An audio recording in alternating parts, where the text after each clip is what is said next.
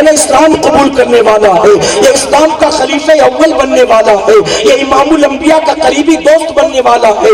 میں نے اس لیے کبھی اس کو کفر اور شرک کی دعوت نہیں دی۔ آپ کو کیا ضرورت تھی لے جانے کی؟ جب صدیق اکبر یہ 4 سال کی عمر کا واقعہ بیان کر چکے تو جانتے ہو کیا ہوا؟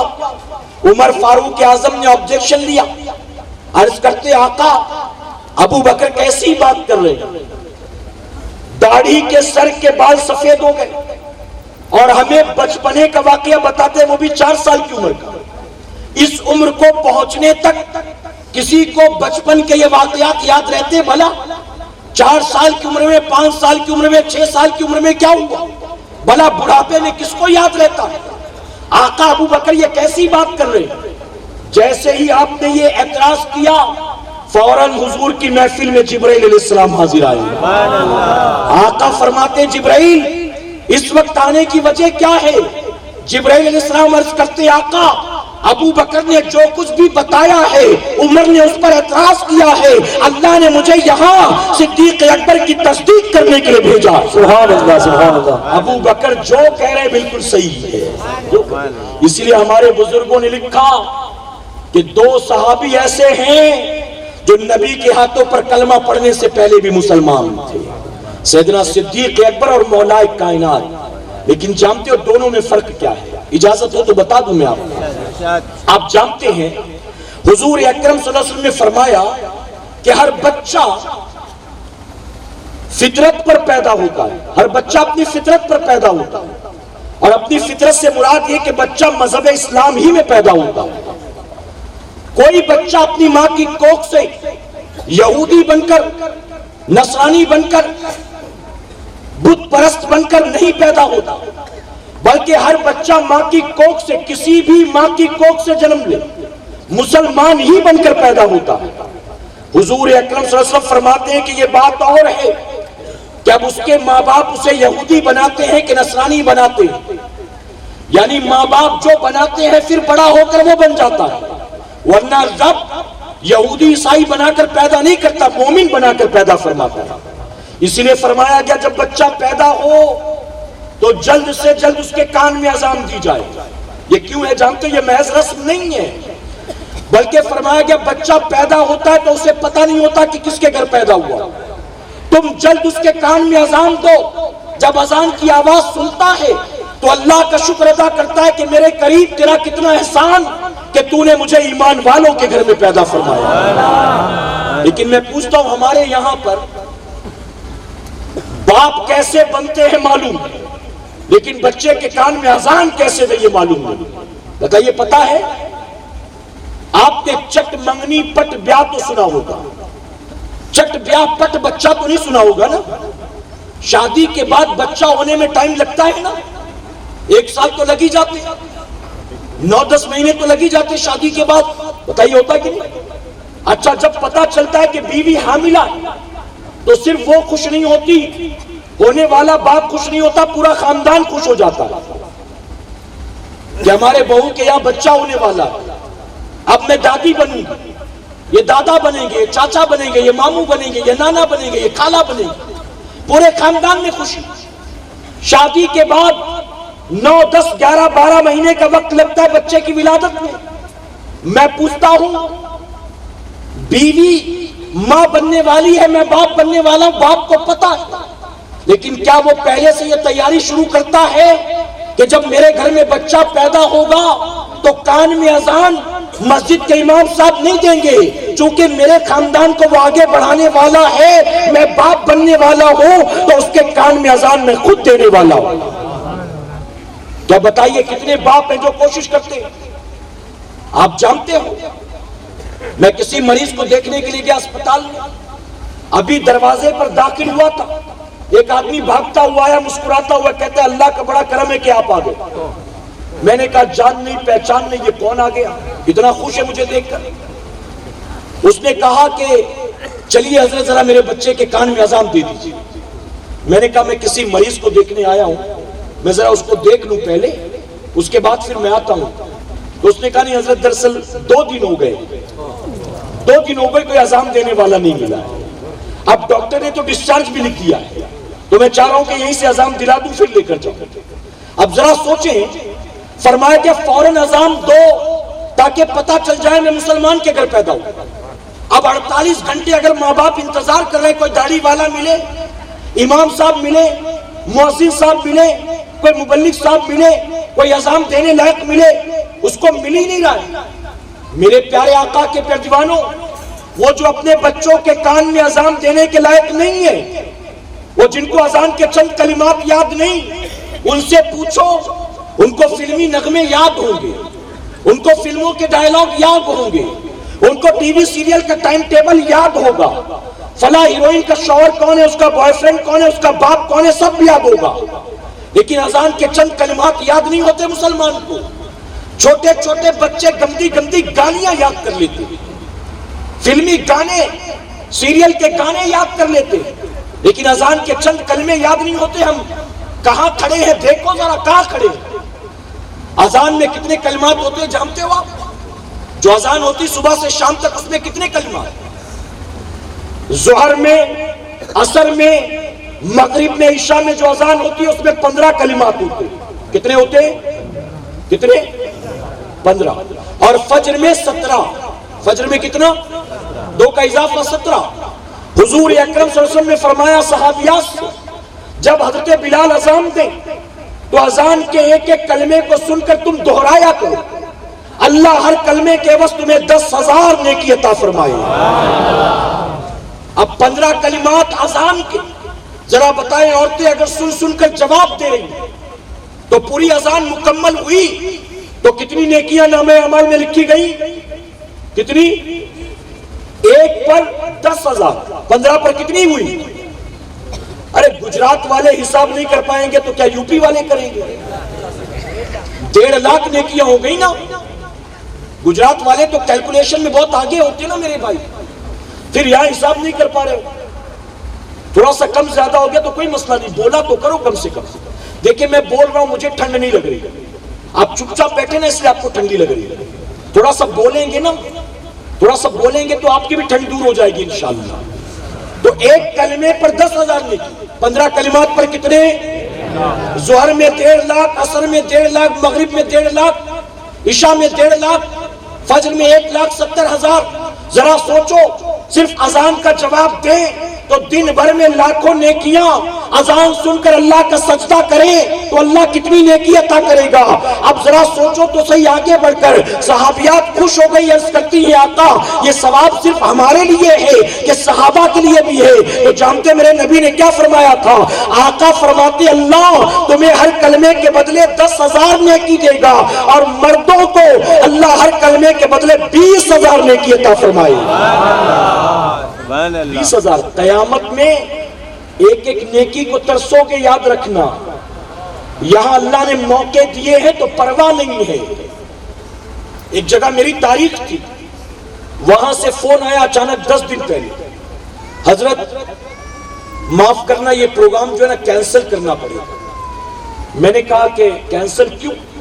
تو کہا دراصل بات یہ ہے نا، ہم نے جو تاریخ آپ کے لیے نا اتفاق سے اسی دن آئی پی ایل کا فائنل ہونے والا ہے، اسی دن آئی پی ایل کا فائنل۔ تو میں نے کہا آئی پی ایل کے فائنل سے اس اجتماع کا کیا تعلق ہے؟ ان کو جو کرنا وہ کریں گے، ہم کو جو کرنا ہم کریں گے، ہم کو کیا لینا دینا اس سے؟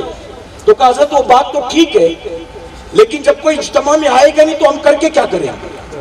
اس کی وجہ کہ سب آئی پی ایل کا فائنل دیکھ رہے ہوں گے، تو میری قوم تو آئی پی ایل کے فائنل میں لگی ہوتی ہے۔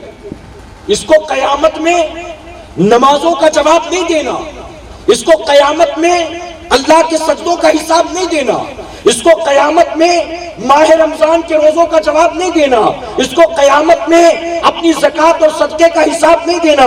ایسا لگتا ہے کہ قیامت میں اس سے کرکٹ کے میچ کا سوال کیا جائے گا، قبر کی تاریک وادی میں اس سے آئی پی ایل کے میچ کا سوال کیا جائے گا۔ اے سرکار مدینہ کے پیروانوں، صرف ہندوستان نہیں بلکہ پوری دنیا میں جو آج ہوا ہمارے خلاف چل رہی ہے، اس ہوا کی وجہ کیا ہے؟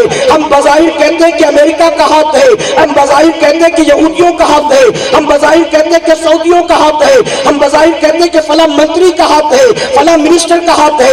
ہم یہ سب باتیں کہتے ہیں دل کی تسلی کے لیے، لیکن حقیقت تو یہ ہے آج دنیا میں جو کچھ بھی ہمارے خلاف ہوتا ہے، ان سب کے پیچھے ہماری اور آپ کی اپنی بدعمالی جان۔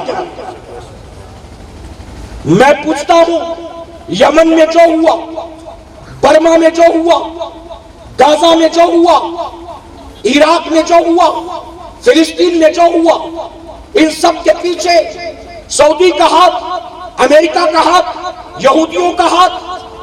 تم فجر کی نماز نہیں پڑھتے، اس کے پیچھے بتاؤ کس کا ہاتھ ہے؟ تم ظہر میں اپنی مسجد کا رخ نہیں کرتے، اس کے پیچھے کس کا ہاتھ ہے؟ تم ایک ایک کر کے عصر مغرب عشاء کو چھوڑ دیتے ہو، اس کے پیچھے کس کا ہاتھ ہے؟ اے قوم مسلم، اگر تو نے آج بھی ہوش کے ناخن نہیں لیے تو یاد رکھنا، آج کم سے کم سیریا، یمن، غزہ، برما والوں پر رونے والے تو لوگ موجود ہیں. آج کم سے کم ان کے لیے دعائیں کرنے والے تو لوگ موجود ہیں. اگر ہم نے اور آپ نے آج ہوش کے ناخن نہیں لیے تو کل ہماری لاشوں پر کوئی رونے والا بھی موجود نہیں ہوگا. تمہیں یوں نہیں ماریں گے، تمہیں پہلے گھسپیٹیاں ثابت کریں گے اور پھر گولی ماریں گے. تمہیں یوں نہیں ماریں گے، تمہیں پہلے دہشت گرد کا ٹیگ لگائیں گے، پھر تمہیں گولی ماریں گے. پھر تمہارے ساتھ کون کھڑا ہوگا بتاؤ؟ پھر تمہاری مدد کون کرے گا بتاؤ؟ میں کہتا ہوں مسلمانوں، جن بزرگوں کے نام لیتے جن سے محبتوں کے دعوے کرتے ذرا ان کی زندگیوں کو دیکھو، ان کے شب و روز کو دیکھو، ان کے اخلاق و کردار و معاملات کو دیکھو اور اپنے گریبان میں جھانک کر دیکھو.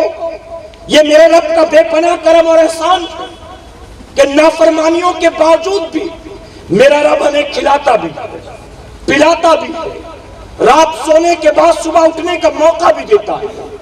صبح گھر سے نکلتے ہیں تو شام پلٹ کر آنے کی مہلت دیتا ہے. یہ میرے رب کا کتنا بڑا کرم اور احسان ہے. جب نافرمانیوں کے بعد میرے رب کی یہ کرم نوازیاں ہم اگر توبہ کر کے اس کی اطاعت و فرمانبرداری میں لگ جائیں گے، میرا رب، یقین جانو ہم کمزور ہیں، اللہ کمزور نہیں ہے. ہم بدلے ہیں، وہ بدلہ نہیں ہے.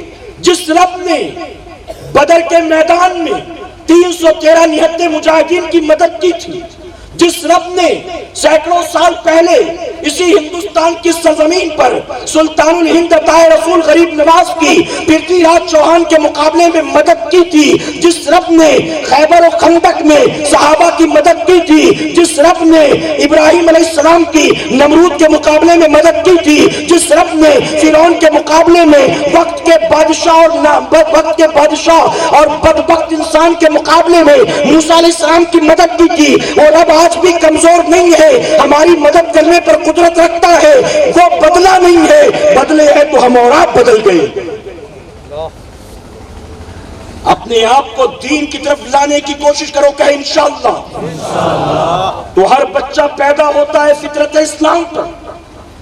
باپ کو اذان دینے کی تمیز نہیں، بچہ کنفیوز ہے 48 گھنٹے تک، پتہ نہیں کس کے گھر پیدا ہو گیا. اور ذرا سوچیں ان 48 گھنٹوں میں اذان کی آواز تو کان میں نہیں پہنچی، نہ جانے کتنی ناپاک اور گندی آوازیں کان میں پہنچ گئی ہیں. اگر کوئی کیش کاؤنٹر پر لڑ رہا ہوگا، گالی گلوچ کر رہا ہوگا تو وہ آواز اس کے کان میں پہنچی ہوگی کہ نہیں بتاؤ. اگر اسپتال کے باہر سے بارات نکل رہی ہوگی ڈی جے کے ساتھ تو وہ گندی آوازیں کان تک پہنچی ہوں گی کہ نہیں بتاؤ. اسی لیے فرمایا کہ بچہ پیدا ہو فوراً کان میں اذان دو. تو صدیق اکبر پیدا ہوئے فطرت اسلام پر، سیدنا مولا کائنات مولا علی کرم اللہ وجہ الکریم پیدا ہوئے فطرت اسلام پر. ان کے ماں باپ نے ان کو یہودی عیسائی نہیں بنایا. آپ نے صدیق اکبر کے بارے میں سنا. اور مولا کائنات کی بات کی جائے تو آپ تو چھوٹے بچے تھے، میرے نبی نے اپنے چچا جناب ابو طالب سے انہیں گود لے لیا تھا، بچپن میں گود لے لیا تھا. یعنی پروان چڑھے تو کفر اور شرک کے ماحول میں نہیں، امام الانبیاء کے سامنے پروان چڑھے، میرے آقا کی آنکھوں کے سامنے. اور سب سے پہلے بچوں میں آپ نے اسلام قبول فرمایا ہے. لیکن صدیق اکبر کو جن امتحانات سے گزارا گیا، مولا کائنات کو ان امتحانات سے گزارا نہیں گیا. اس کی وجہ کہ بچپن میں مسلمان بن گئے. اس سے پہلے کا جو وقت تھا وہ بھی نبی کی آنکھوں کے سامنے گزرا.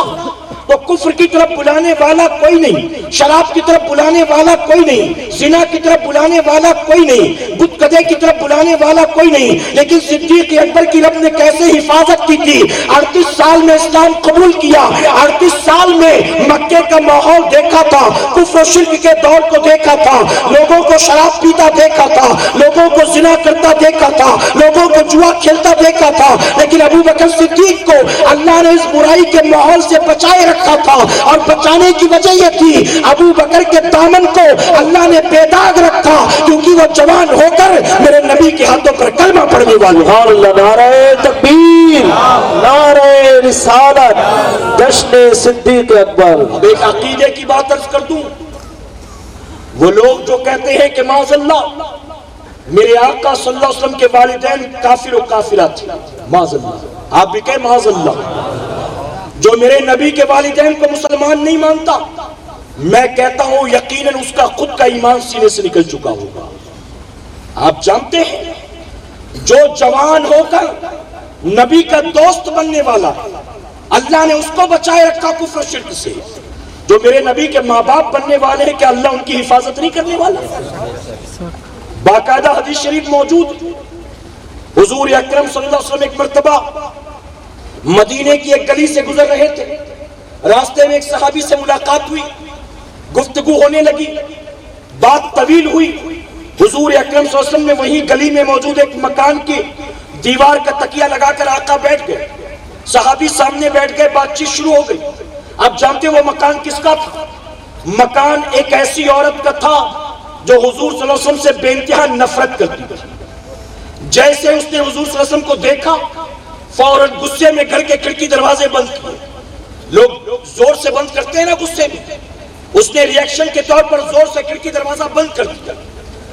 حضور نے دیکھا، ری ایکٹ نہیں کیا، آپ گفتگو فرماتے رہے۔ تھوڑی دیر کے بعد وہی عورت گھر کا دروازہ کھول کر بھاگتی ہوئی آئی، آ کر آقا کے قدموں کو پکڑ لیتی ہے اور عرض کرتی ہے مجھے کلمہ پڑھا دیجئے، مجھے کلمہ پڑھا دیجئے۔ میرے آقا حیران کے بات کیا ہے، ابھی تھوڑی دیر پہلے تو غصے میں دروازہ بند کیا تھا اور اب آ کر کہتی کہ مجھے کلمہ پڑھا دو۔ اندر جا کر دین کی تبلیغ کس نے کر دیا، اندر جا کر میرا مقام کس نے بتا دیا؟ ابھی آقا یہ سوچ رہے تھے، جبرائیل علیہ السلام حاضر آتے ہیں، جبرائیل آ کر عرض کرتے ہیں آقا اس عورت نے آپ کی نفرت میں اپنے گھر کے کھڑکی دروازے کو بند کیا تھا، لیکن رب کی رحمت نے گوارا نہ کیا کہ میرے نبی نے جس کے گھر کی دیوار کا تکیہ بنا لیا ہو اس گھر میں رہنے والا کوئی جہنم میں جلایا جائے، اس لیے اس نے دروازے تو بند کیے تھے، اللہ نے آپ کی خاطر اس کے دل کے دروازوں کو کھول دیا۔ سبحان اللہ، سبحان اللہ۔ نبی جس کے گھر کی دیوار کو پیٹ لگا دے اللہ اس کو ایمان کی دولت عطا کر دیتا ہے۔ تو نبی نے جس ماں کی کوکھ میں 9 مہینے کا عرصہ گزارا ہے، جس ماں کا دودھ پیا ہے، کیا معاذ اللہ ثم معاذ اللہ وہ کافرہ ہوگی؟ بتائیے، میرے آقا فرماتے اللہ نے مجھے پاک نسل میں پیدا فرمایا ہے۔ میرے نبی کیا فرماتے ہیں؟ اللہ نے مجھے پاک نسل میں پیدا کیا، اور آپ جانتے ہیں پاک نسل سے مراد کافر نہیں ہوتا ہے، مومن ہوتا ہے، یعنی آدم علیہ السلام سے لے کر حضرت عبداللہ تک جو نسل چلی آئی ہے اس میں کوئی بھی کفر کرنے والا نہیں تھا، وہ پاک نسلیں تھی، اللہ نے اس لیے اس پاک نسل میں اپنے حبیب کو پیدا فرمایا۔ یہ عقیدہ بریلویوں کا گڑا ہوا نہیں ہے، یہ عقیدہ وہ ہے جو امام الانبیاء نے ہمیں عطا فرمایا ہے۔ سیدنا صدیق اکبر وہ ہیں جنہوں نے اپنے آقا کی رضا کے لیے اپنا تن من دھن سب کچھ قربان فرما دیا ہے، سب کچھ، صرف دعوے نہیں کیے میرے بھائی، دعوے نہیں بلکہ قربان کیا ہے۔ اب غزوہ تبوک کا وہ واقعہ جو کئی بار آپ سن چکے ہیں، بس یہی آخری بات اس پر گفتگو کو سمیٹتا ہوں، اجازت ہے آپ کو؟ ابھی تو بہت ساری چیزیں باقی ہیں، پھر کبھی انشاءاللہ زندگی رہے گی۔ بس ایک آخری بات، غزوہ تبوک کا موقع تھا جب صحابہ اکرام کے مال کی ضرورت تھی جہاد کے لیے۔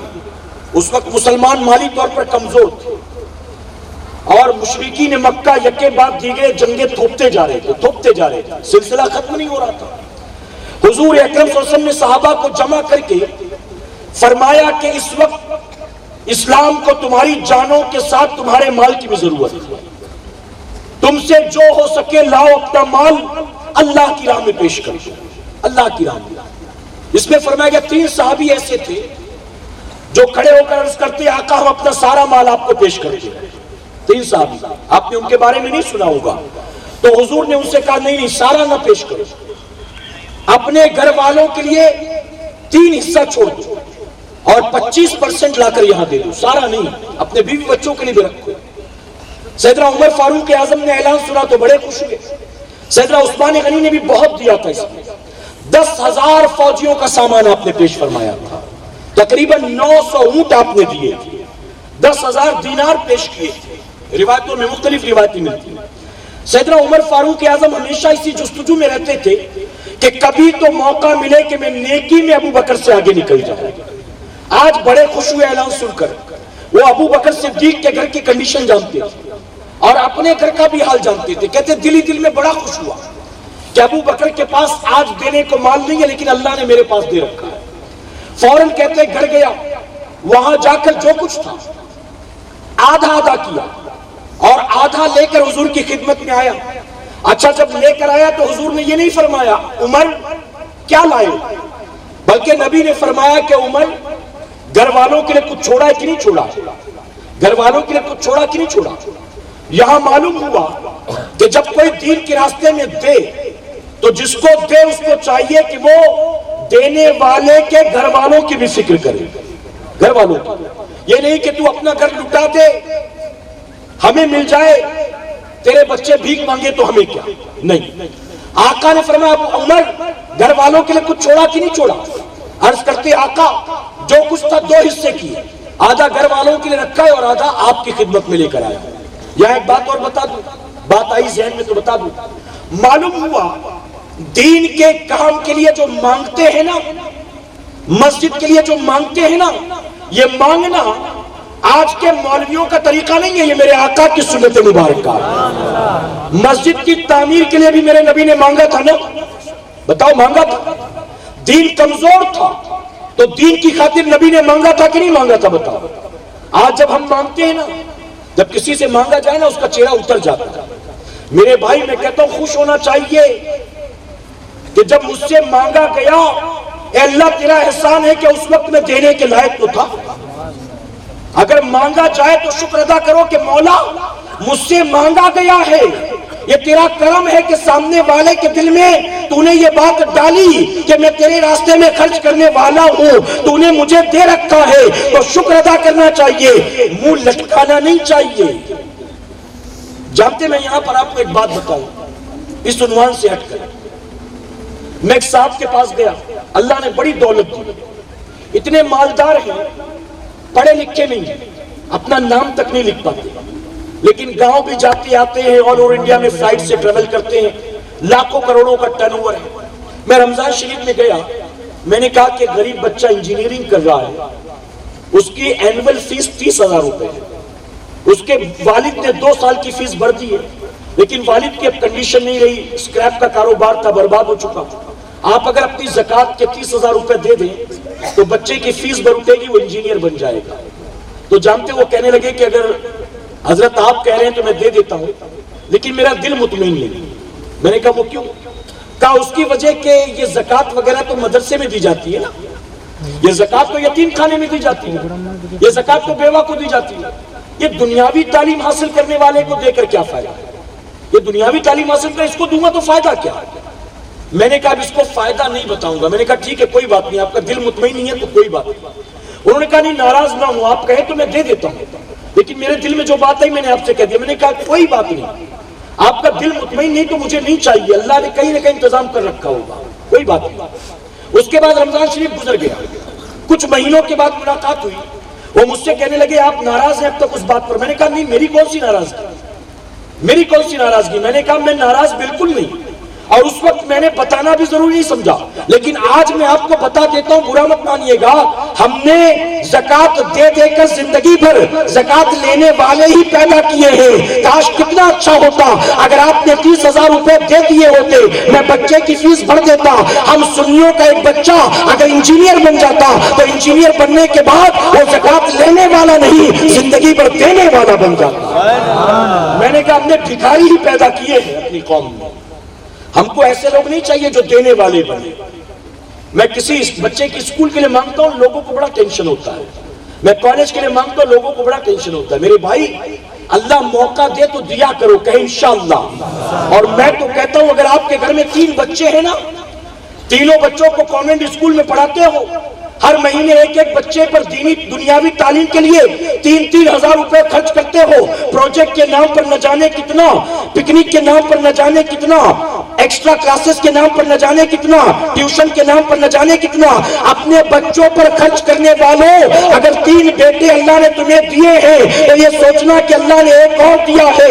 اور کسی مدرسے میں جا کر یتیم بچے کی ذمہ داری اپنے اوپر لے لینا، کسی غریب کے بچے کی ذمہ داری اپنے اوپر لے لینا کہ 3 بچوں کو انجینئرنگ ڈاکٹری کروا رہا ہوں، یہ ایک بچہ جو حافظ قرآن بن رہا ہے اس کا مہینے کا خرچہ کتنا ہے وہ میں دوں گا. میں کہتا ہوں اگر تم نے مدرسوں میں جا کر ایک غریب بچوں کی ذمہ داری لے لی، ایک یتیم بچوں کی ذمہ داری لے لی، کل قیامت میں تمہارے 3 بیٹے کام نہیں آئیں گے. وہ یتیم انجینئر، وہ یتیم غریب حافظ جو ہے وہ تمہارے قیامت میں کام آئے گا.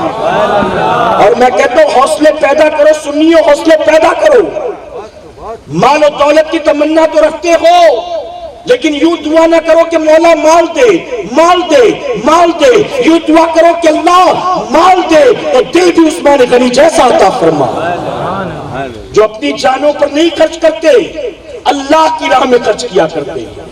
صدیق اکبر نے تن من دھن سب کچھ قربان کر دیا. میرے آقا کی بارگاہ میں حاضر آئے صدیق اکبر، جو کچھ گھر میں تھا وہ ساتھ لے آئے تھے، جو پہن کر گئے تھے وہ بھی اتار دیا. اپنے جسم پر ایک ٹاٹ لپیٹا تھا، اس میں ببول کے کانٹے لگائے تھے، بٹن بھی نہیں. یہاں تک مفسرین لکھتے ہیں کہ ان کے گھر کی دیوار مٹی کی تھی. جب کپڑا سلا جاتا تھا تو سوئی کو حفاظت کے طور پر مٹی کی دیوار میں کھوس دیتے تھے، چبا دیتے تھے. جب ضرورت ہوتی تو پھر نکال لیتے تھے، سیف ہوتا تھا. صدیق اکبر نے جب مال جمع کیا حضور کی بارگاہ میں لانے کے لیے تو گھر کی کچی دیوار پر ہاتھ رگڑا ہے، اگر کہیں سوئی مل گئی تو اسے بھی پوٹلی میں رکھ لیا، سارا اٹھا کر لے آیا آقا کی بارگاہ میں. آقا نے یہ نہیں فرمایا کہ ابو بکر کتنا لائے ہو، آقا فرماتے ابو بکر گھر والوں کے لیے کچھ چھوڑا ہے کہ نہیں چھوڑا ہے. تو صدیق اکبر جانتے ہو کیا جواب دیتے ہیں؟ آپ نے جو جواب دیا تھا اس جواب کو شاعر مشرق ڈاکٹر اقبال نے اپنے شعر میں یوں لکھا. ابو بکر صدیق نے جواب دیا تھا پروانے کو چراغ ہے بلبل کو پھول بس، پروانے کو چراغ ہے بلبل کو پھول بس، صدیق کے لیے ہے خدا کا رسول. ابھی گفتگو چل رہی تھی کہ فرشتوں کے سردار جبرائیل علیہ السلام تشریف لائے. آقا دیکھ کر حیران، نورانی فرشتہ روح الامین جب بھی آتے تو جس پر جوڑا نور کا ہوتا، لیکن آج انہوں نے بھی وہی پہن رکھا تھا جو ابو بکر نے پہنا تھا. ٹاٹ کا لباس تھا، ببول کے کانٹے تھے. آقا فرماتے جبرائیل یہ کیا پہن کر آئے ہو؟ جبرائیل علیہ السلام عرض کرتے آقا آپ صرف مجھے دیکھتے ہیں، ذرا نظر اٹھا کر آسمان کی طرف دیکھیں تو صحیح، آپ کے غلام ابو بکر کی ادا اللہ کو اتنی پسند آ گئی، اتنی پسند آ گئی، اللہ نے عرش کے فرشتوں کو حکم دیا ہے اے فرشتوں آج تم بھی وہی پہن لو جو میرے ابو بکر نے پہنا. اس کے بعد جبرائیل علیہ السلام عرض کرتے آقا اللہ نے مجھے بھیجا ہے. اللہ ابو بکر کو سلام کہتا ہے اور اللہ فرماتا ہے ابو بکر سے پوچھو ابو بکر کیا اس حال میں بھی مجھ سے راضی ہے؟ یعنی سب کچھ لٹا کر بھی ابو بکر خوش ہے. صدیق اکبر جانتے ہو کیا جواب دیتے؟ آنکھوں سے آنسو جاری ہو گیا. عرض کرتے آقا میں بھلا اپنے رب سے ناراض ہو سکتا ہوں؟ یقیناً میں اپنے رب سے راضی ہوں، اپنے رب سے راضی ہوں، اپنے رب سے راضی ہوں. سب لٹا کر بھی کہتے ہیں میں اپنے رب سے اس حال میں بھی راضی ہوں. اے مسلمانوں تم کبھی صبح ناشتے کے بعد کہتے ہو میں اپنے رب سے راضی ہوں، کبھی دوپہر پیٹ بھر کر کھاتے ہو تو کہتے ہیں میں اپنے رب سے راضی ہوں، کبھی رات سونے کے بعد اٹھتے ہو تو کہتے ہیں میں اپنے رب سے راضی ہوں. ہم تو ناشتے کے ٹیبل پر بیٹھتے ہیں تو دوپہر میں کیا بنے گا یہ پروگرام پہلے ہی طے ہو جاتا ہے. ہم دوپہر کو کھاتے ہیں تو رات کیا بنانا ہے یہ بیوی کو پہلے ہی کہہ دیتے ہیں. اللہ کی ہزارہ نعمتیں کھانے کے بعد ہم کیا بتاؤ اللہ کی رضا والا کوئی کام کرتے ہیں. اے مسلمانوں یاد رکھنا, صرف صدیق اکبر کا نام لینے سے, صرف صدیق شاہ بابا کا نام لینے سے تمہاری بگڑیاں نہیں بننے والی ہیں. اگر بگڑیاں بنانا چاہتے ہو ان اللہ والوں کے نقش قدم پر اپنے آپ کو چلانے کی کوشش کرو. میرے پیارے آقا علیہ الصلوۃ والتسلیم کے پیارے دیوانوں, میں یہاں آنے کے بعد آپ کے قریب کے گاؤں میں گیا. وہاں ایک مسجد زیر تعمیر, آپ کو پتا ہے مرتضی مسجد زیر تعمیر, بہت کم وقت میں زمین کے ساتھ ایک شاندار عمارت تیار ہو گئی. آپ نے نہیں دیکھا ہے تو کبھی جا کر دیکھیے گا کہ انشاءاللہ. میں تو بامبے سے آیا ہوں, جا کر دیکھ کر آیا ہوں. میرے پیارے آقا کے پیارے, جس گاؤں میں یہ مسجد بن رہی ہے وہاں واقعی مسجد کی بہت ضرورت تھی. وہاں والے 2.25 2.5 کلومیٹر دور آ کر نمازیں پڑھتے تھے. اللہ نے کچھ مسلمانوں کو اس کام کے لیے پسند کیا. اللہ نے ان کے دل کے اندر یہ شوق پیدا کیا کہ انہوں نے کہا اپنے گھر تو سب بناتے ہیں, ہم اس گاؤں میں اللہ کا گھر بنائیں. وہ نکلے, لوگوں سے چندے کیے, اعلانات کیے, اور میں نے پتہ کیا تو پتہ چلا کہیں باہر سے چندہ نہیں آیا. برباس پاٹن والے اور ویراول والوں نے مل کر الحمدللہ اتنا خرچ کیا.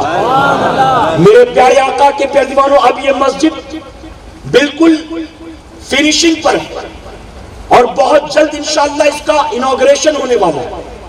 آج میں دیکھ کر آیا فائنل ٹچ اپ کا کام, کلر کا کام, بلب کا, پنکھے کا کام چل رہا ہے. اب تک جنہوں نے اس مسجد کے بننے میں حصہ نہیں لیا, میں گزارش کرتا ہوں کہ موقع بہت اچھا ہے. پھر پتہ نہیں کسی مسجد کے تعمیر میں حصہ لینے کا موقع ملے کہ نہ ملے. آج اللہ نے موقع دیا. اور یاد رکھیں یہ جو میں اعلان کرتا ہوں نا, اس کی وجہ یہ ہے کہ میں نے کہا کہ مسجد بالکل کمپلیٹ ہونے کے قریب ہے, تو میں اعلان کر کے اس نیکی میں شامل ہونا چاہتا ہوں. بیلنس کام کے کتنے پیسے لگیں گے, اگر میرے پاس اتنا مال ہوتا تو میں اپنی طرف سے وہ سارا فنڈ دے دیتا, لیکن اتنا مالدار اللہ نے مجھے نہیں بنایا. لیکن اللہ نے مجھے یہ ہنر دیا ہے کہ میں جو لوگوں سے درخواست کرتا ہوں تو لوگ میری زبان کی لاج رکھ کے اپنی جیبوں سے حلال روزی کا مال دیتے ہیں. میں آپ سے بھی آج گزارش کروں گا, یہاں پر چادر بچھی ہوگی اور آپ سے جو بن پڑے گا آپ لا کر چادر میں ڈالیں گے. اور یاد رکھیں اے سرکار مدینہ کے پیارے والوں, اگر کوئی ریاکاری اور دکھاوے کے لیے 1 لاکھ روپیہ بھی دے دیتا ہے, اللہ اس کے 1 لاکھ کو قبول نہیں کرتا ہے, بلکہ کوئی غریب مسلمان اگر اپنی حلال روزی کا 20 روپیہ لا کر ڈالتا ہے, اللہ اس غریب کے 20 روپے کو پہلے قبول فرماتا ہے. اور یاد رکھیں یہ ہمارے ساتھی اصغر علی بھائی کہہ رہے ہیں میری طرف سے, یہ بھی بامبے سے آئے مکتب لے کر, تو یہ ان کی طرف سے انہوں نے پیش کیا ہے. میں امید کرتا ہوں آپ بھی دیں گے انشاءاللہ. اور یاد رکھیں میں اس کے گھر کے لیے مانگتا ہوں جو کسی گھر کا محتاج نہیں ہے. میں اس کے گھر کے لیے مانگتا ہوں جس کا یہ وعدہ ہے کہ زمین پر جو میرا گھر بنائے گا میں اس کو جنت میں گھر نہیں محل عطا کروں گا. اور یاد رکھنا یہ محل کروڑ پتیوں ہی کو نہیں, جس نے 10 بوری سیمنٹ دے دیا اسی کو نہیں, جس نے سریے کا انتظام کر دیا اسی کو نہیں, جس نے ریت پہنچا دی اسی کو نہیں, بلکہ فرمایا گیا کوئی غریب اگر مسجد کی تعمیر میں 1 اینٹ بھی دے دیتا ہے اللہ اس 1 اینٹ والے غریب کو بھی جنت میں وہی محل دے گا جو لکھپتی کروڑپتی کو عطا فرمائے. تو دیں گے انشاءاللہ. اب میں گزارش کروں گا, دیکھیں افراتفری کا ماحول نہیں ہو, میں اپنی گفتگو ختم کروں گا. ہمارے ساتھی یوسف بھائی نعت شریف آپ کو سنائیں گے, آپ مجھ سے مسافہ کرتے جائیں گے اور یہاں ڈالتے جائیں گے.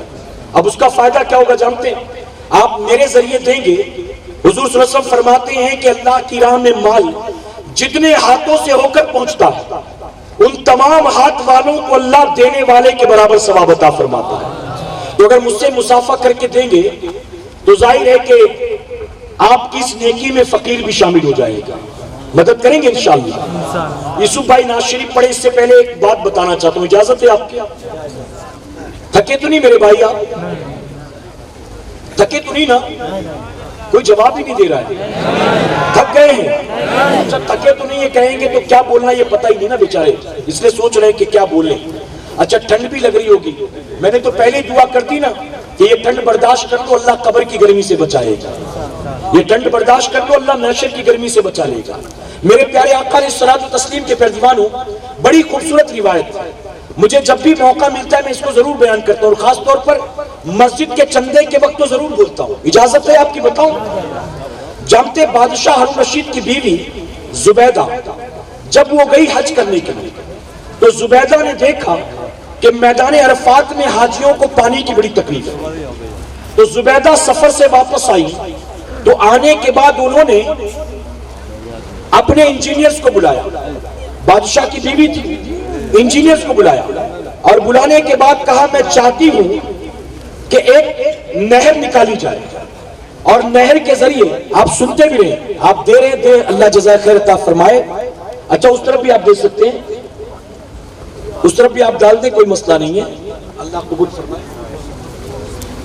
تو زبیدہ نے انجینئر سے کہا کہ میں چاہتی ہوں کہ ایک نہر دریائے دجلہ سے نکالی جائے اور اس کا پانی میدان عرفات تک پہنچایا جائے. تو انجینئرز نے کہا کہ آپ کی نیت بہت اچھی ہے لیکن یہ کام ممکن نہیں ہے. جو بیٹھے وہ سن رہے نا میرے بھائی, ذرا کہیں سبحان اللہ. انجینئرز نے کہا بیٹا ہاتھ نہیں پہنچے صرف مسافہ کر لو نا, آپ سیدھے بھی دے سکتے, کوئی بات نہیں ہے. مولانا عارف صاحب سے مسافہ کر کے دے دیں, یوسف اتاری صاحب سے مسافہ کر کے دے دیں, ہمارے علماء کے ہاتھوں سے دے دیں, وہ بھی ثواب کے حقدار بن جائیں گے انشاءاللہ. بعد میں اجتماع کے بعد میں بیٹھوں گا, سب مسافہ کر لینا آپ, ٹھیک ہے, کوئی مسئلہ نہیں ہے. لیکن ابھی جو ہے آپ یہاں ڈال دے ڈائریکٹ درود شریف پڑھنے ایک مرتبہ اللہ رب محمد صلی اللہ علیہ وسلم نانو عباد محمد صلی اللہ علیہ وسلم. تو زبیدہ نے کہا کہ یہ کام کیوں ممکن نہیں؟ تو انجینئرز نے کہا کہ دراصل دریائے دجلہ سے لے کر میدان عرفات تک درمیان میں بہت سے ملک آتے ہیں, بہت سے صحرا آتے ہیں, بہت سے جنگل آتے ہیں, بہت سی آبادیاں, بہت سے پہاڑ آتے ہیں. تو نہر کیسے نکالی جائے؟ آپ نے فرمایا تکلیف کس بات کی, دقت کیا ہے؟ تو لوگوں نے کہا بہت وقت لگے گا. آپ نے کہا جتنا ٹائم چاہیے لے لو. لوگوں نے کہا پیسے بہت لگیں گے. کہا جتنا پیسہ چاہیے لے لو. کہا آدمی بہت لگیں گے. کہا جتنے مزدور چاہیے مزدور بھی لگا دو, لیکن یہ کام ہونا چاہیے. زبیدہ نے یہاں تک کہا ہر فاوڑے کے بدلے اگر مجھے سونے کے 2 سکے دینے پڑے تو بھی میں دینے کے لیے تیار ہوں, لیکن یہ نہر تو بنانا پڑے گا. انجینئرز نے کہا ٹھیک ہے. اب جو اصل بات ہے سنیں, انہوں نے سروے شروع کیا. کئی مہینوں تک سروے کرتے رہے, کہاں کی زمین کیسی, کہاں کی مٹی کیسی, کہاں کتنے مزدور لگیں گے, کہاں کتنا پیسہ کتنا ٹائم لگے گا.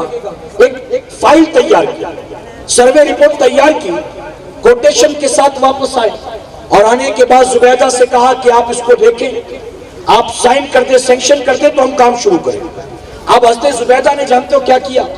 حضرت زبیدہ نے وہ فائل اٹھائی, دریا دجلہ کے پاس آئی اور آنے کے بعد انہوں نے ایک ایک پنے پھاڑنے شروع کیے. ایک ایک پنے آپ نے پھاڑے اور دریا میں ڈالنا شروع کر دیا. لوگ دیکھ رہے تھے کہ یہ کیا کر رہی ہے, ہماری کئی مہینوں کی محنت برباد.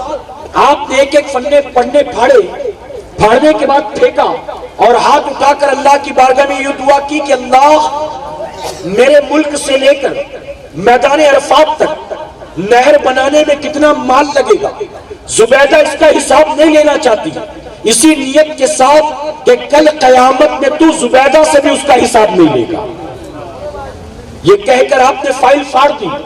آج جو لوگ حج عمرہ کے لیے جاتے ہیں اگر وہ مقدس مقامات کی زیارت کے لیے جائیں تو کہیں کہ ہمیں دکھاؤ نہر زبیدہ کے نشانات آج بھی موجود ہیں.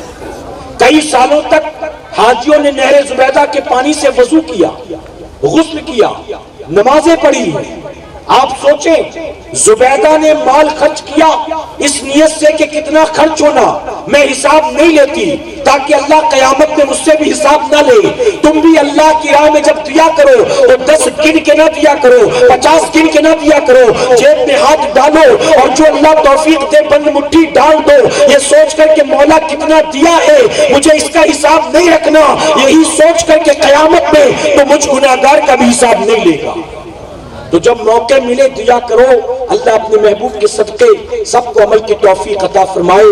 اب ایک اعلان, اس کے بعد انشاءاللہ ہمارے یوسف بھائی نعت شریف پڑھیں گے. اس درمیان جتنا ہو سکے. اچھا دے دیا آپ نے ماشاءاللہ. چلیے ٹھیک ہے, میں بعد میں بیٹھوں گا, اس میں بھی آپ دے دیں. اب اتنی گفتگو میں لوگوں نے دے دیا الحمدللہ, اللہ سب کو جزائے خیر عطا فرمائے. اب میں ایک اعلان اہم کرنا چاہتا ہوں. بامبے سے مکتب ہمارا آیا ہوا ہے. اچھا جو حضرات آج دے رہے ہیں نا, اب ایسا نہیں کہ آپ دے دیا تو بات ختم ہو گئی. آپ اجتماع میں آئے تھے, ضرور نہیں کہ ہر کوئی پیسہ لے کر آیا ہو. نہیں لائے تو میرے بھائی تھوڑا سا آگے جا کر 1.5 کلومیٹر خود دیکھیں اور دیکھ کر کہیں کہ کچھ کام ہے تو میں اس کی ذمہ داری لیتا ہوں. اپنے ہاتھ سے 1100 1500 2000 جو ہو سکے, یعنی کل بھی پرسوں بھی آپ کر سکتے ہیں, کریں گے انشاءاللہ. اور جس نے آج دے دیا ایسا نہیں کہ بڑی ذمہ ہو گیا ہے, مزید نیکیاں چاہیے تو مزید دینے کی کوشش کریں. جب آپ جانے لگے صلاۃ والسلام دعا کے بعد, تو پیچھے بامبے سے ہمارا مکتب بھی آیا ہوا ہے. مکتب پر یہ نالین شریف کا نقش, یہ درود رضویہ, اسی کے ساتھ اندر مختلف وظائف دعائیں وغیرہ موجود ہیں, مختلف نقش موجود ہیں جو بہت فائدہ مند ہیں. گزارش ہے کہ آپ اس کو جاتے جاتے مکتب سے حاصل کریں. ایک مسلمان کا دوسرے مسلمان پر 6 حق ہے. کیا کیا ہے؟ ادا کریں تو کیا انعام ملے گا, ادا نہ کریں تو کیا عذاب ہوگا. مسلم کے 6 حقوق. آپ یہ کتاب بھی ضرور لے کر جائیں گے. آپ کے گھروں میں کتنی بڑی بڑی کتابیں ناولز کیوں نہ ہو, آپ یہ کتاب ضرور حاصل کریں تاکہ ایک مسلمان کا حق ادا کر سکیں. اسلام کے اصول مبلغ اسلام علامہ علیم الدین صدیقی میرٹھی رحمۃ اللہ علیہ, جنہوں نے سب سے پہلے ہندوستان سے باہر نکل کر انٹرنیشنل لیول پر مسلک اعلیٰ حضرت کی پہچان کرائی ہے. جو انگریزی بولتے تھے, جو افریقہ کی لینگویج بولتے تھے, عربی بولتے تھے, اردو اور ہندی صاف بولتے تھے, آپ کے ہاتھوں پر ہزاروں لوگوں نے اسلام قبول فرمایا ہے. افریقہ کے جنگل میں آدیواسیوں کے ساتھ رہ کر آپ نے پہلے ان کو کپڑا پہنایا ہے, بعد میں کلمہ پڑھایا ہے. آپ کی وہ خدمات ہیں کہ پیدا ہوئے میرٹھ میں آرام جنت البقیع میں فرما رہے ہیں. علامہ صدیقی میں علیم الدین صدیقی میرٹھی رحمۃ اللہ علیہ, اسلام کے اصول, یہ کتاب ان کی. اللہ نے جنات کیوں پیدا کیے, انسان کیوں, فرشتے کیوں, تقدیر کا بلا برا ہونا کیوں, یہ ساری چیزیں اس میں موجود. آپ حاصل کریں. حضور اکرم صلی اللہ علیہ وسلم کی سیرت طیبہ پر مختصر لیکن جامع کتاب امیر سنی دعوت اسلامی وقار اہل سنت حافظ و قاری مولانا محمد شاکر نوری صاحب کی قلم سے گلدستہ سیرت النبی, یہ بھی مکتب پر موجود ہے, آپ ضرور لیں. حضور اپنی بیویوں کے ساتھ کیسے رہتے تھے, بچوں کے ساتھ کیسے, غلاموں کے ساتھ کیسے, قیدیوں کے ساتھ کیسے, آپ سفر میں کیسے, مسجد میں کیسے, بازار میں کیسے, اخلاق کیسا, کردار کیسا, سمجھنے کے لیے میرے بھائی یہ کتاب بھی آپ مکتب سے حاصل کریں. عطر بھی مکتب پر موجود ہے. آپ جانتے ہیں کہ عطر لگانا حضور کی سنت ہے. عطر بھی لیں, یہ خاص تحفہ نوری حضور مفتی اعظم علیہ رحمۃ اللہ کی لکھی ہوئی تعویذ. یہ نقش بڑا فائدہ مند ہے. اس نقش کے فائدے میں آتا ہے روزی میں برکت کے لیے فائدہ مند, کورٹ کچہری مقدمے میں کامیابی کے لیے فائدہ مند, کوئی کام نہ بنتا ہو تو آسانی کے لیے فائدہ مند, بیماری سے شفا کے لیے فائدہ مند. وہ بچے جو رات کو ڈر کر اٹھ جاتے ہیں اور رات بھر روتے ہیں, ان کے گلے میں پہنا دیا جائے, تکیے کے نیچے رکھ دیا جائے تو اس کے لیے بھی بڑا فائدہ مند. میری گزارش ہے کہ تحفہ نوری حضور مفتی اعظم علیہ رحمۃ اللہ کی لکھی ہوئی تعویذ آپ جاتے جاتے مکتب سے اسے بھی حاصل کرنے کی ضرور کوشش کریں گے. میرے پیارے آقا علیہ الصلوۃ والتسلیم کے پیروانوں, ابھی چونکہ کچھ حضرات کھڑے ہیں دینے کے لیے اور انہیں دیکھ کر ممکن ہے کہ کچھ لوگ اور آئیں گے, تو میں 2-3 اشعار چاہوں گا کہ یوسف بھائی پڑھیں تاکہ ان کے پڑھتے تک میں مسافہ 2-3 اشعار. دل صابر صابر بولے, دل صابر صابر بولے, دل صابر صابر بولے, تیرا نام زبان پر آئے, تیرا نام زبان پر آئے تو یادوں میں بس بولے. دل صابر صابر بولے, دل صابر صابر بولے, دل صابر صابر بولے, دل صابر صابر بولے. ضروری کو اور کھولو سے رنگ میں کون تمہارے جیسا, ایسا سارے رنگ میں کون تمہارے جیسا, ایسا سارے رنگ میں.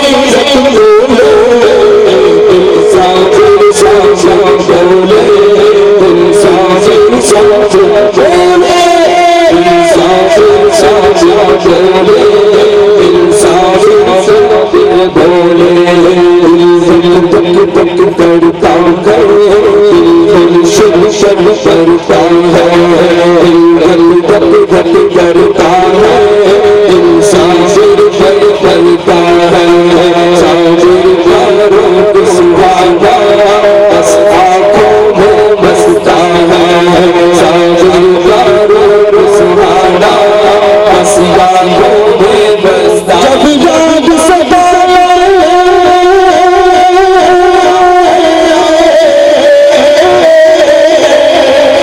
جب یاد ستائے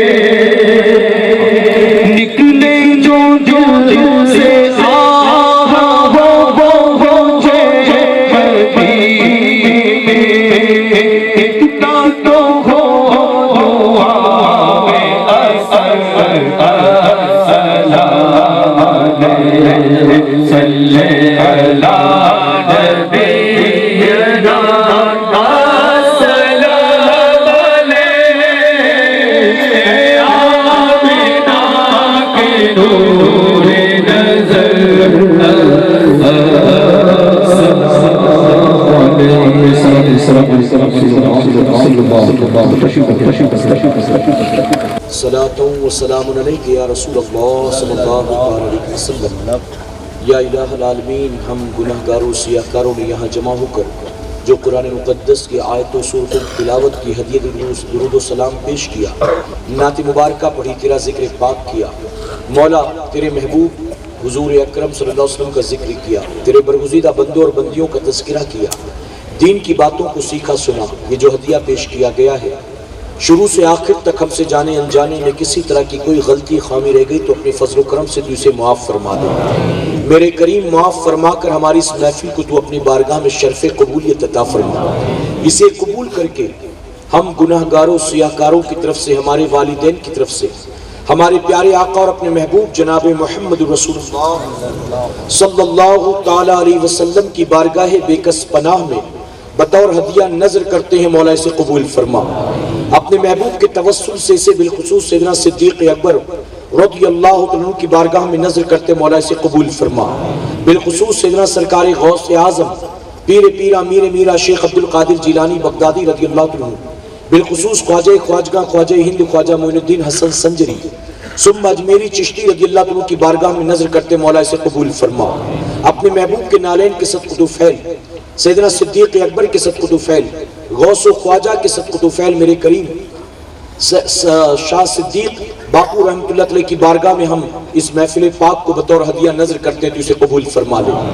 یا الہ العالمین، ہم سب کے خاندان والے، دوست احباب رشتہ دار جان پہچان والے جو بھی حالت ایمان میں دنیا سے جا چکے، اپنے تمام مرحومین کو ہم آج کی اس محفل کا تلاوت قرآن مقدس کا ہدیہ درود و سلام کا ثواب بخشتے ہیں، مولا قبول فرما لے۔ میرے کریم بالخصوص اپنے محبوب کے نالین کے صدقے، سیدنا صدیق اکبر کے صدقہ طفیل مرحوم شبیر کو ہم اس کا ثواب بخشتے ہیں، قبول فرما لے۔ مولا مرحوم شبیر صاحب کے کروٹ کروٹ درجات کو بلند فرما، ان کی قبر میں انوار و تجلیات کی بارش نازل فرما، اے اللہ ان کے گھر والوں کو صبر عطا فرما۔ میرے کریم اپنے محبوب کے نالین کے صدقہ طفیل ہم اس محفل پاک کو تلاوت قرآن مقدس کو ہدیہ درود و سلام کو اپنے تمام خاندان کے مرحومین کی اور بالخصوص ہم میں سے جن جن کے والدین حالت ایمان میں دنیا سے جا چکے ان سب کی روحوں کو اس کا ثواب بخشتے ہیں، قبول فرما لے۔ ہمارے ساتھی یوسف بھائی کے مرحوم والد کو اس کا ثواب بخشتے ہیں، مولا قبول فرما۔ ہمارے مرحومین کی قبروں کو جنت کے باغ میں تبدیل فرما، سب کے کروٹ کروٹ درجات کو بلند فرما، سب کی قبروں میں انوار و تجلیات کی بارش نازل فرما۔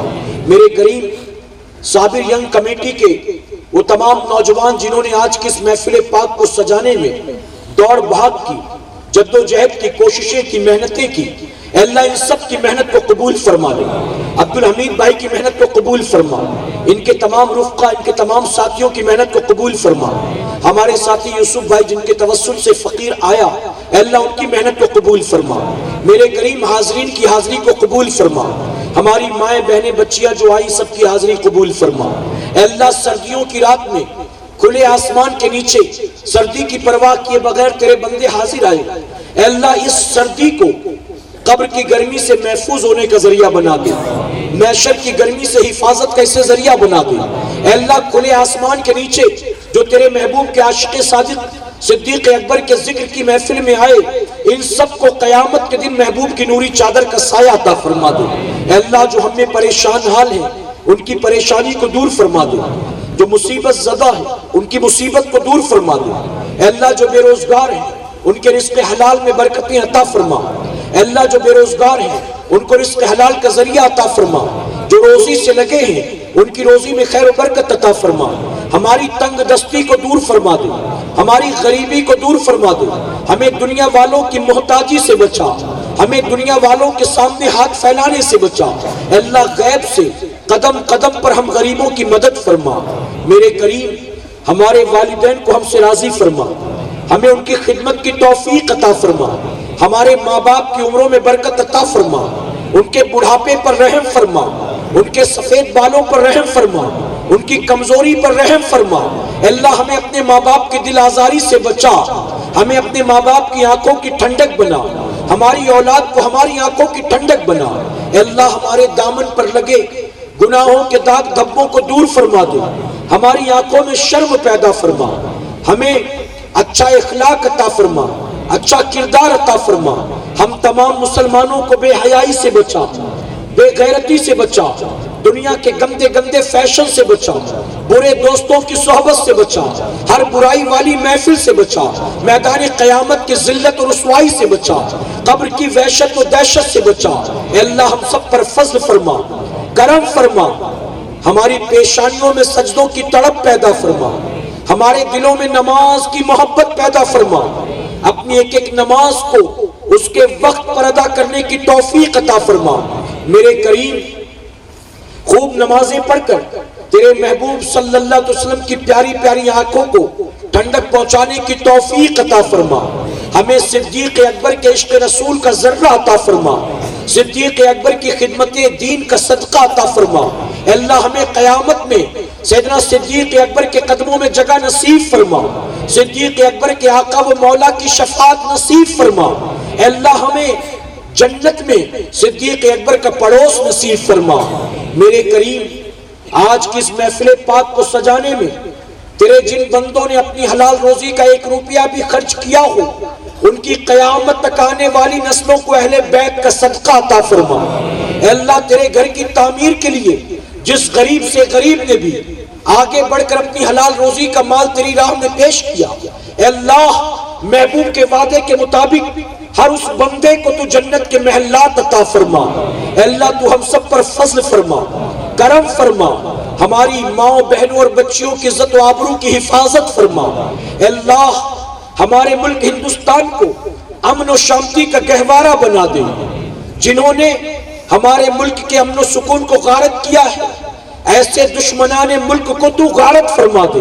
اے اللہ اسلام مخالف قوتوں کو نیست و نابود فرما، اسلام مخالف قوتوں کو رسوا اور ذلیل فرما، ان کی طرف موڑ دے، ان ظالموں کو آپس میں الجھا دے۔ ہر مسلمان کے جان و مال کی حفاظت فرما، ہر مسلمان کی عزت و آبرو کی حفاظت فرما۔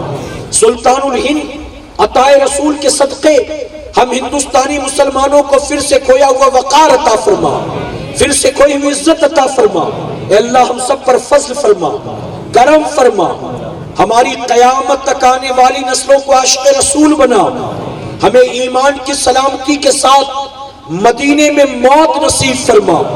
میرے کریم اس ویراول برباس پاٹن کی سرزمین پر اہل سنت والجماعت کی جتنی بھی مساجد، خانقاہیں، مدرسے ہیں، جو تنظیمیں کام کر رہی ہیں، جو تحریکیں کام کر رہی ہیں، جو مبلغین سرگرم ہیں، جو علماء سرگرم ہیں، خدمت کر رہے ہیں، جو حفاظ اکرام ائمہ حضرات تیرے دین کی خدمت میں لگے ہیں، اے اللہ ان سب کی خدمات کو قبول فرما، ان سب کو اپنا حفظ و امان عطا فرما، ان کو شیطان کے شر سے بچا، کفار مشرکین کی سازشوں سے بچا، ہم سب کو اپنا حفظ و امان عطا فرما۔ ان اللہ وملائکتہ یصلون علی النبی یا ایھا الذین آمنوا صلوا علیہ وسلموا تسلیما۔ اللہم صلی علی سیدنا و شفیعنا و نبینا و مولانا محمد بارک وسلم۔ صلو علیہ الصلاۃ والسلام علیک یا رسول اللہ، صلاۃ والسلام علیک یا حبیب اللہ صلی اللہ علیہ وسلم۔ سبحان ربک رب العزت عما یصفون والسلام علی المرسلین والحمد للہ رب العالمین۔ بحق لا الہ الا اللہ محمد رسول اللہ صلی اللہ علیہ وسلم۔